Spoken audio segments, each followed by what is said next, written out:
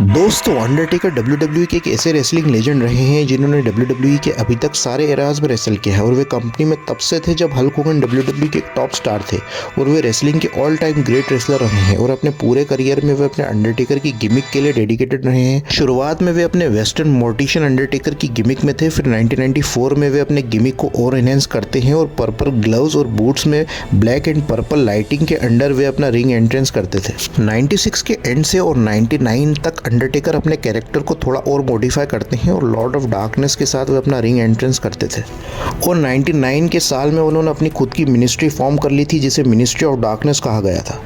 तो पूरे 90s के एरा में अंडरटेकर के अलग अलग वर्जन्स फैंस को देखने को मिलते हैं और आर्ग्यूबली अंडरटेकर 90s में ही डब्ल्यूडब्ल्यूई के एक लेजेंड बन चुके थे। उन्होंने अपने गिमिक के साथ body bag matches, casket matches, buried alive matches भी डब्ल्यूडब्ल्यूई में इंट्रोड्यूस किए थे। और जब 2000 का साल शुरू हो गया था तब अंडरटेकर 8 महीने तक एब्सेंट रहे थे टीवी से। जब अंडरटेकर ने Ministry of Darkness faction form किया था तो उनका feud Vince McMahon, Steve Austin, Kane और रॉक के साथ चल रहा था। फिर कॉर्पोरेशन मिनिस्ट्री के साथ मर्ज हो गया था और वो कॉर्पोरेट मिनिस्ट्री बन गया था।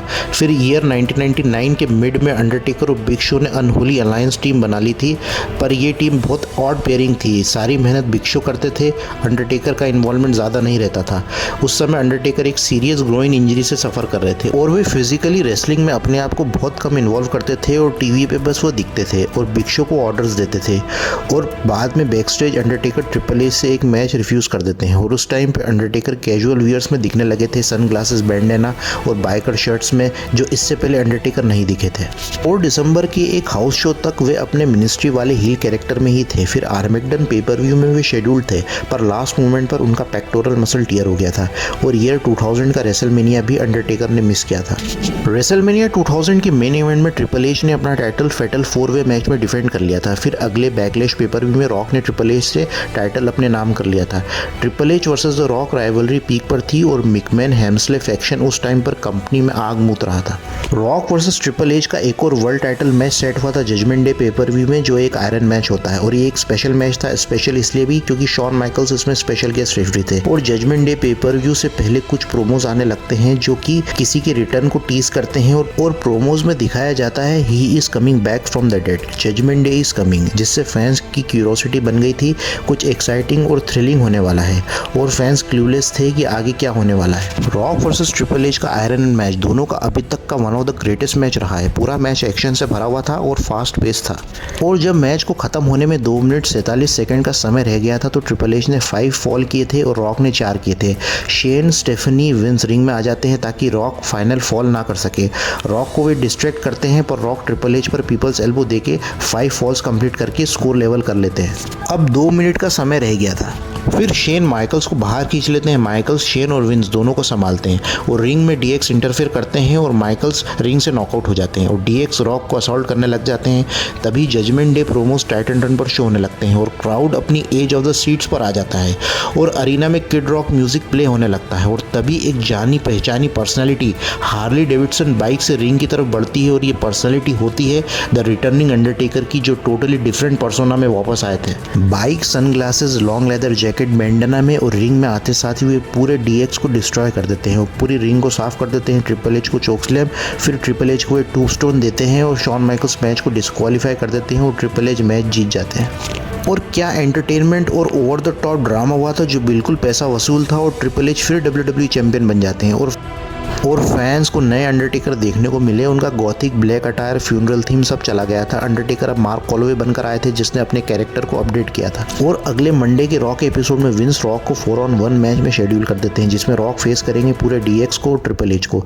और बैक स्टेज रॉक विंस को पीटते हैं और उनकी लेमोजिन कार में वे डाल देते हैं और ड्राइवर को उन्हें कहीं ले जाने का बोल देते हैं।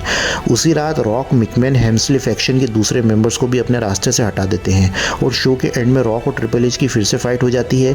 फिर पूरा हेम्सले फैक्शन रिंग में आकर रॉक को पर अटैक कर देता है और जजमेंट डे जैसा ही ये सिमिलर था। फिर जजमेंट डे के प्रोमोस टाइटन पर शो होने लगते हैं और क्राउड फिर से पागल हो जाता है और अंडरटेकर की एंट्री होती है। फिर से वे पूरी रिंग को साफ कर देते हैं और अभी तक अंडरटेकर के क्या इंटेंशंस थे ये भी साफ नहीं हुआ था। फिर फ्राइडे नाइट स्मैकडाउन के एपिसोड की शुरुआत होती है और विंस यहाँ पुलिस को एडवाइस करते हैं बैकस्टेज अंडरटेकर को अरेस्ट करने के लिए, पर अंडरटेकर वहीं होते हैं और विंस को वे बाइक से चेस करते हैं और विंस इधर उधर गिरते पड़ते दिखते हैं। फिर विंस रिंग में जाकर अंडरटेकर को कॉल करते हैं और अंडरटेकर वहाँ आ जाते हैं और वे विंस के कॉप्स से भी नहीं डरते हैं। विंस अंडरटेकर से कहते हैं कि WWE के कॉन्ट्रैक्ट में वे नहीं हैं और अंडरटेकर माइक लेकर कहते हैं, देखो बॉस, क्या तुमने अपनी वाइफ से बात करना बंद कर दिया है?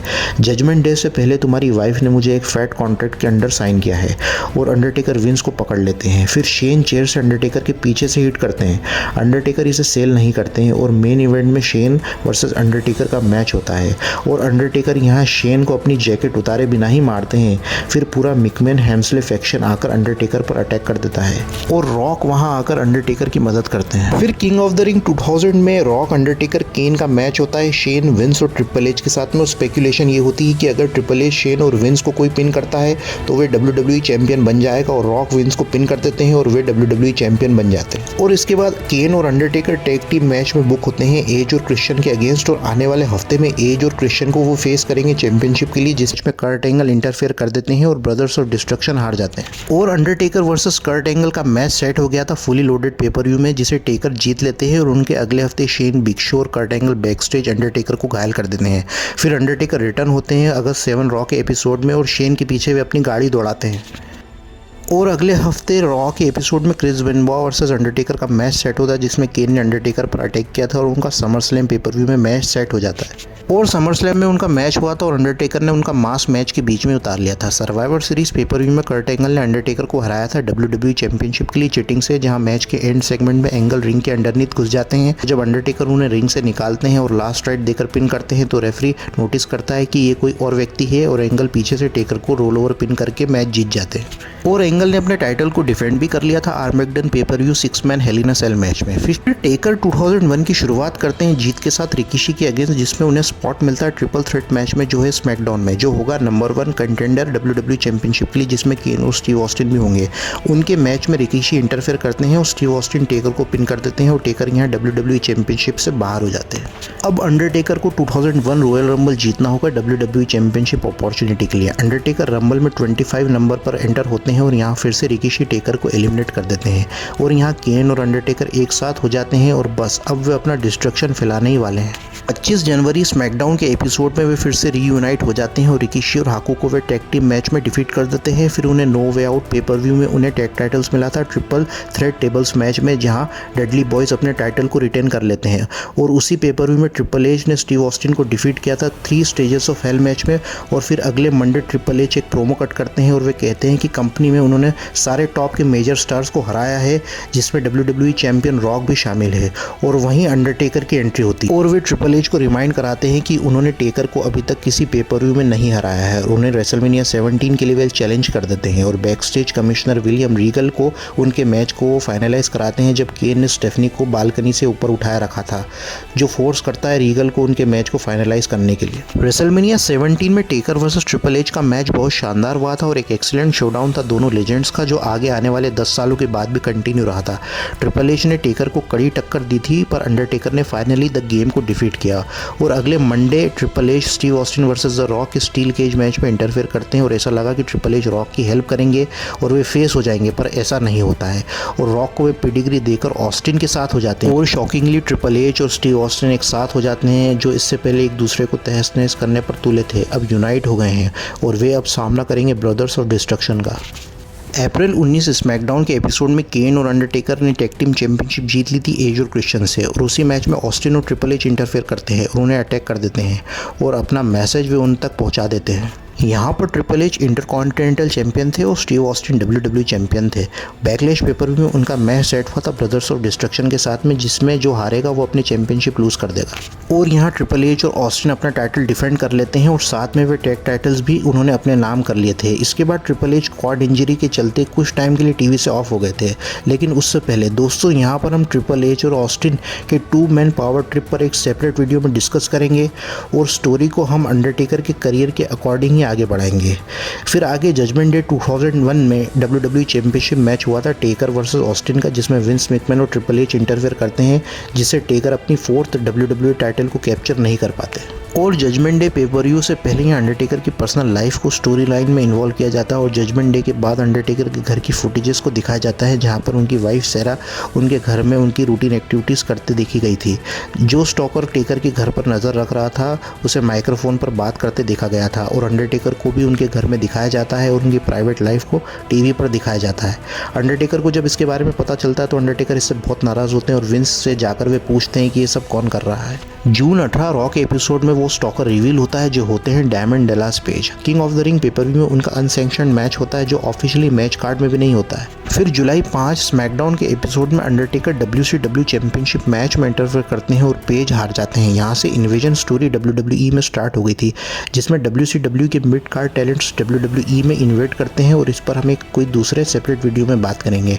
और अंडरटेकर अब टीम WWE की तरफ से कम्पीट करते हैं और अंडरटेकर टीम WWE के टॉप डॉग होते हैं। सर्वाइवर सीरीज 2001 में टीम WWE का और टीम WCW का मैच होता है और ये एक all star survivor series match था जिसमें सारे रेसलर्स आगे चलकर WWE के लेजेंड्स बने थे और ब्रदर्स ऑफ डिस्ट्रक्शन भी WCW टैग टीम चैंपियंस बन गए थे। एक बार रॉक एपिसोड में विंस रिंग में आकर एक प्रोमो कट करते हैं और किस माय एस क्लब में वे विलियम रीगल को ये टास्क करने का बोलते हैं और अगले हफ्ते विंस मैकमैन जिम रॉस को ये टास्क करने का कहते हैं और अंडरटेकर वहां आ जाते हैं और देखकर ऐसा लगा था कि जिम रॉस को ये करना नहीं पड़ेगा, पर सरप्राइजिंगली टेकर यहाँ कहते हैं कि विंस की एस वो 11 सालों से किस कर रहे हैं और सरप्राइजिंगली टेकर यहाँ रॉस पर अटैक कर देते हैं और रॉस को किस माय एस टास्क को ये करवाते हैं और टेकर यहाँ हील हो गए थे। और टेकर के हील होने के बाद स्मैकडाउन के एक एपिसोड में वे टैस को डिस्ट्रॉय कर देते हैं और RVD पर भी वे अटैक करते हैं और उनसे WWE हार्डकोर चैंपियनशिप की मांग करते हैं वेंजेंस पेपर-व्यू में। और अपनी हील पर्सनैलिटी के चलते वे अपनी लंबे बालों को कटवा लेते हैं और एक एग्रेसिव कॉकी और स्टाइलिश हील में वे तब्दील हो जाते हैं और लॉकर रूम में वे दूसरे रेसलर्स को बुली करते हैं और अपने आप को वे बिग इवल बुलाने लग जाते हैं और वेंजेंस पर वे RVD को हराकर हार्डकोर चैंपियनशिप जीत जाते हैं।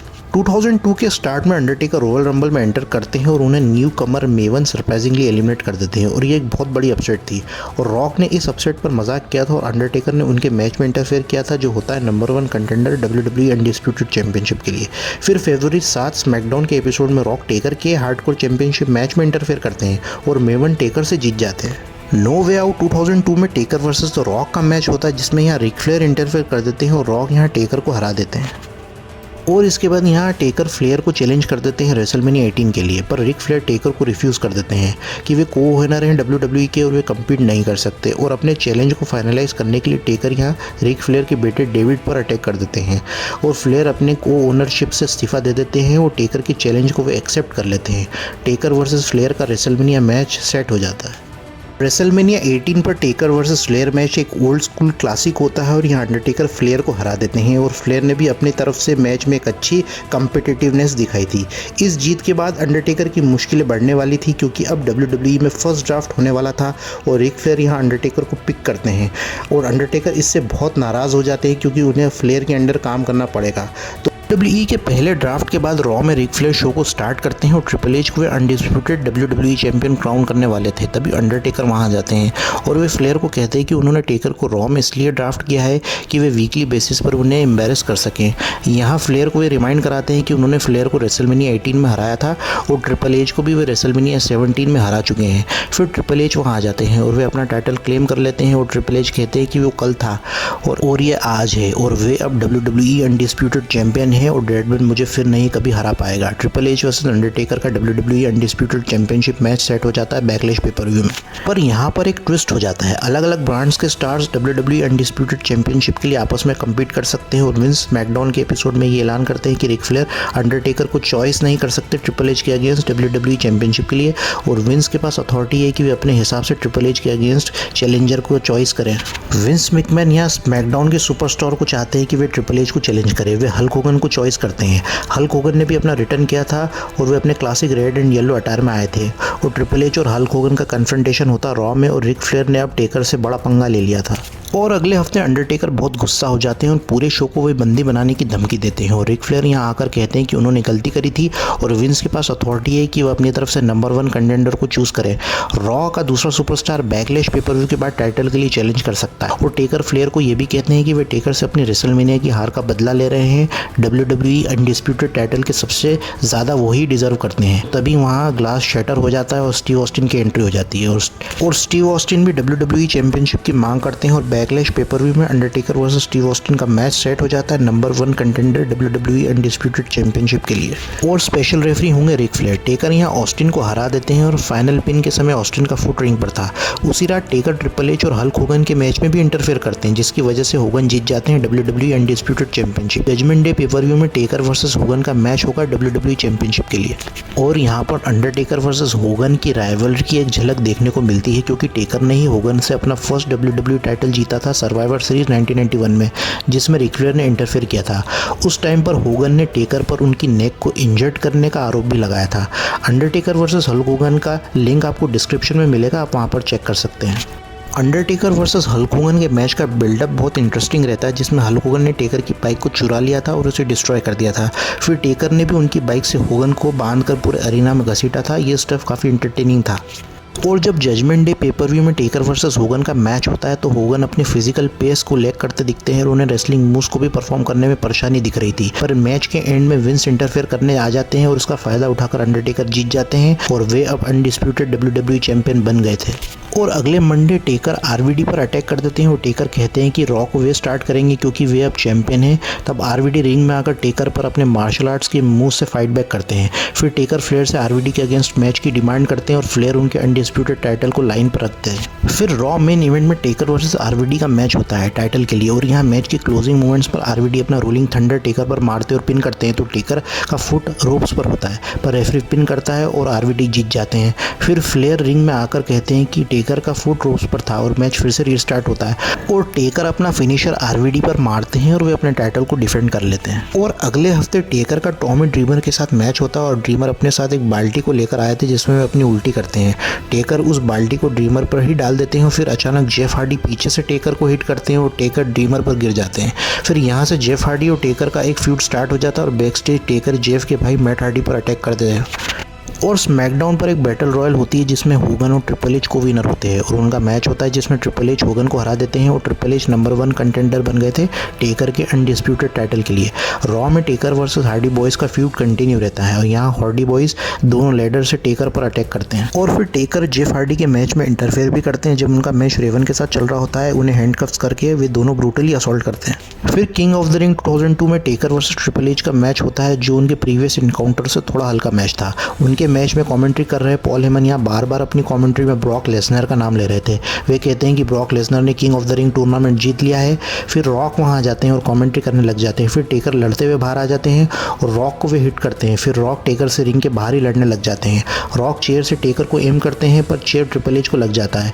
ट्रिपल एच को लास्ट राइड मिलता है। फिर टेकर पिन करते तो रेफरी उनकी जगह पर नहीं होता है। रॉक टेकर को रॉक बॉटम दे देते हैं तब भी रेफरी अपनी जगह पर नहीं होता है। फिर ट्रिपल एच टेकर को पिडिग्री दे देते हैं तब भी रेफरी अपनी जगह पर नहीं होता है। फिर फाइनली ट्रिपल एच रेफरी से को उठाते हैं और टेकर ट्रिपल एच को लो ब्लो देकर रोल ओवर पिन करके जीत जाते हैं। फिर अपना टाइटल डिफेंड करने के बाद में टेकर रॉक को कुछ इशारा करते हैं जो दूर एंट्रेंस पर चले गए थे। फिर रॉक भागकर आकर टेकर को रॉक बॉटम दे देते हैं। फिर ट्रिपल एच उठकर रॉक को पिडिग्री दे देते हैं।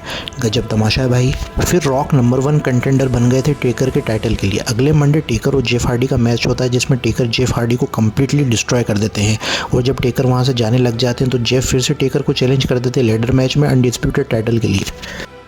और अगले हफ्ते रॉ मेन इवेंट में टेकर और जेफ हार्डी का मैच होता है जिसमें जेफ लेडर को एज अ वेपन यूज़ करते हैं टेकर के अगेंस्ट। कुछ चेयर शॉट्स के बाद टेकर फॉर्म में आ जाते हैं। टेकर जेफ को उनकी लाइफ की ऐसी बीटिंग दे रहे थे जिसे जेफ जिंदगी भर याद रखेंगे पर जेफ भी कमबैक करते हैं पर इतना काफ़ी नहीं होता है। मैच एक्साइटिंग होते जा रहा था।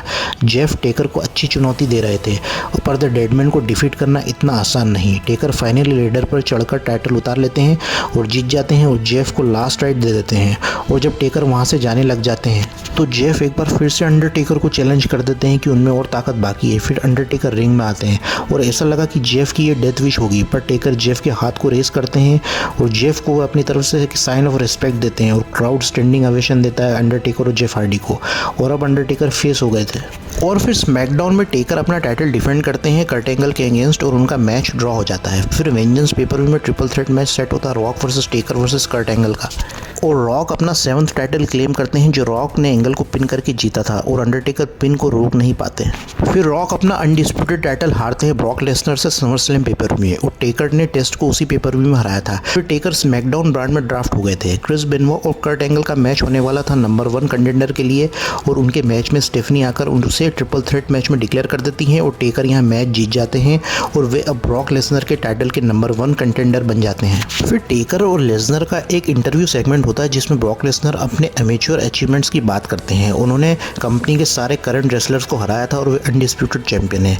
टेकर यहाँ कहते हैं कि उनका करियर अभी तक इंप्रेसिव है पर उनके पास एक्सपीरियंस नहीं है और अनफॉरगिवन पेपर व्यू में उनकी परीक्षा वे लेंगे और ब्रॉक ने एक प्रॉपर बीट डाउन को अभी तक एक्सपीरियंस नहीं किया। हेमन यहाँ कहते हैं कि टेकर लेसनर के मैच के बाद वे अपनी फैमिली का ध्यान नहीं रख पाएंगे। दोनों ओपोनेंट्स गर्म हो जाते हैं और एक दूसरे को घूरने लग जाते हैं। अगले हफ्ते टेकर और मैट हार्डी का मैच होता है और मैच के बीच में ही back stage Paul Heyman Taker की वाइफ सैरा को परेशान करते दिखते हैं और टेकर बैक स्टेज जाकर उनकी वाइफ को कन्फर्ट करते हैं तो लेसनर टेकर को चेयर शॉट दे देते हैं और अगले हफ्ते स्मैकडाउन में टेकर लेसनर को कॉल करते हैं पर मैट हार्डी वहाँ आ जाते हैं और लेसनर वहाँ से भाग जाते हैं। फिर टेकर लेसनर का पीछा करते हैं बैक स्टेज पर लेसनर पुलिस की कस्टडी में रहते हैं। फिर अनफॉरगिवन पेपर व्यू में टेकर वर्सेस लेसनर का मैच एक आउट एंड आउट ब्रॉल होता है जिसमें मैच नो कॉन्टेस्ट पर फिनिश होता है और टेकर यहाँ लेसनर को अनफॉरगिवन एंट्रेंस पर फेंक देते हैं और उनका फ्यूड कंटिन्यू रहेगा। अक्टूबर 3 स्मैकडाउन पर अंडरटेकर वर्सेस मैट हार्डी का मैच था जिसमें मैट हार्डी लेसनर के इंटरफेरेंस से जीत जाते हैं और लेसनर टेकर को हाथ इंजर्ड कर देते हैं। इसके बाद हेमन और लेसनर एक अनजान औरत ट्रेसी को लेकर आ जाते हैं स्मैकडाउन में जो बताती है कि वे टेकर के साथ रिलेशनशिप में थी जिसकी वजह से उनकी वाइफ सैरा और टेकर के बीच बहस होने लगती है। फिर टेकर उसे क्लियर करते हैं कि ट्रेसी के साथ वे रिलेशनशिप में थे पर वे अब सारा उनकी वाइफ है। नो मर्सी हेल इन अ सेल मैच में टेकर वर्सेस लेसनर का एक एपिक शोडाउन हुआ था। टेकर वर्सेस लेसनर की ये one of the great matches में से एक है जिसमें लेसनर ने फाइनली टेकर को F5 देकर अपना टाइटल डिफेंड किया था। फिर नो मर्सी पेपर व्यू के बाद स्मैकडाउन के एपिसोड में अंडरटेकर शो को स्टार्ट करते हैं और यहाँ टेकर ब्रॉक के परफॉर्मेंस से इंप्रेस होते हैं और लेसनर वहाँ आ जाते हैं और ब्रॉक कहते हैं कि सारा को उनके मैटर में इन्वॉल्व करना सिर्फ बिजनेस का पार्ट था और ब्रॉक वहाँ से चले जाते हैं। फिर ऐसा लगा कि अंडरटेकर अपना रिटायरमेंट अनाउंस करने वाले हैं पर तभी बिग शो वहाँ आ जाते हैं और वो टेकर को अंदर से तोड़ने की कोशिश करते हैं। इसके जवाब में टेकर बिग शो को कुछ ऐसा कहते हैं कि शो स्लोली वहाँ से चले जाते हैं। ये सेगमेंट एंड हो जाता है और टेकर वहाँ से जाने लग जाते हैं और वे फैंस को थैंक्स कहते हैं और तभी बिग शो अचानक से टेकर पर पीछे से अटैक कर देते हैं और यहाँ टेकर अब कुछ टाइम के लिए टीवी से ऑफ हो जाते हैं क्योंकि टेकर को रियल लाइफ में बेबी हुआ था और वे कुछ टाइम अपनी वाइफ और अपने न्यू बॉर्न बेबी के साथ टाइम स्पेंड करना चाहते थे। फिर टेकर एंट्री करते हैं डायरेक्ट रॉयल रंबल 2003 में। टेकर नंबर 30 पे रंबल में एंटर करते हैं और लेसनर के द्वारा लास्ट में एलिमिनेट होते हैं। इसके चलते टेकर वर्सेस बिग शो का मैच सेट होता है No Way Out pay per view में जिसमें टेकर जीत जाते हैं बिग शो को सबमिशन होल्ड अप्लाई करके। मैच के बाद एट्रेन टेकर पर अटैक कर देते हैं और अगले स्मैकडाउन में टेकर एट्रेन को चैलेंज कर देते हैं। फिर बिग शो और एट्रेन आकर टेकर पर अटैक कर देते हैं और यहाँ नेथन जोन्स आकर टेकर की हेल्प करते हैं। यहाँ WWE जोन्स को पुश देने की कोशिश कर रही थी कि जोन्स को अंडरटेकर के साथ पेयर करके उन्हें रेसलमेनिया 19 के लिए तैयार किया जाए पर लास्ट मोमेंट पर उनका बुकिंग डिसीजन चेंज हो गया था और जोन्स का रेसलमेनिया डेब्यू अंडरटेकर के साथ कैंसिल हो गया था। अंडरटेकर ने 1-on-2 हैंडीकैप मैच में बिग शो और एट्रेन को फेस किया था रेसलमेनिया 19 में पर जोन्स मैच के एंड में ज़रूर आकर टेकर की हेल्प करते हैं। टेकर फाइनली एट्रेन को टूबस्टोन देकर अपनी रेसलमेनिया स्ट्रीक को 11-0 कर लेते हैं। ये रेसलमेनिया का मैच अंडरटेकर के करियर का एक लीस्ट इंप्रेसिव रेसलमेनिया का मैच था और यहाँ टेकर 4 महीने के लिए फिर से टीवी से ऑफ हो जाते हैं क्योंकि टेकर कुछ इंजरी से सफ़र कर रहे थे क्योंकि उन्हें रेसलिंग करते हुए 13 साल से भी ज़्यादा हो गया था। टेकर का अगला पेपर व्यू मैच होता है वेंजेंस पर जॉन सीना के अगेंस्ट। जॉन सीना अपने इनिशियल ईयर में धमाल मचा रहे थे रैप करके और वे उस समय हील थे जो उनका अभी तक का पहला और आखिरी हील कैरेक्टर था।